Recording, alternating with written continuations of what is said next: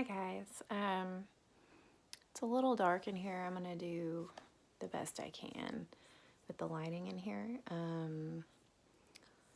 The light kind of bugs me right now. I prefer to just have the lamp on, so I hope you guys can really see me pretty good. But anyways, I wanted to create a video on my journey with benzodiazepines. I've had a really long journey in this, and it's been very hard, very horrific. The things that we go through during this, it's totally unimaginable.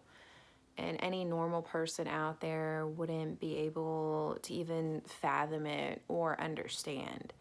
And I'm hoping that those certain family members or whoever is watching this can have a more better understanding of what exactly that we go through on a day-to-day basis and how many symptoms that we deal with on a day-to-day basis. But first, let me start off with my journey. I have been on benzodiazepines twice. The first time I was off benzodiazepines, I didn't know it was benzodiazepine withdrawal. I took Xanax recreationally, unfortunately, when I was 18. And I took Xanax for about a 6-month period, and then I just quit cold turkey. The symptoms I had were nothing compared to this. But for about a year, I just didn't feel right. And I felt like I had autoimmune problems, and me and my doctor couldn't figure it out. I had low vitamin D, so that they thought maybe that had something to do with it. But I was pretty off for about a year, but it wasn't so severe to where I was like, I know something is really wrong. And I had no clue it was benzodiazepine withdrawal.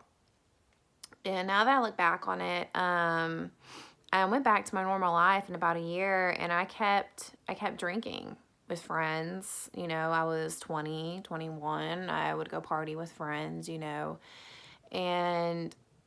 I just still didn't feel the same. And I'm really shocked that I did not put myself in a setback the first time I was off benzodiazepines. And I think since it was the very first time and my withdrawal was so minimal and I didn't even know what was going on, I think I got lucky and I got to live a totally normal life after that. So that was when I was 19. When I was, how old was I? I got pregnant with my daughter when I was 23, and then when I was 24, I was put back on benzodiazepines. I was on Ativan, 0.5 to 1 milligram for a year. So I never gave myself enough spaced out time to really, because I still had some symptoms.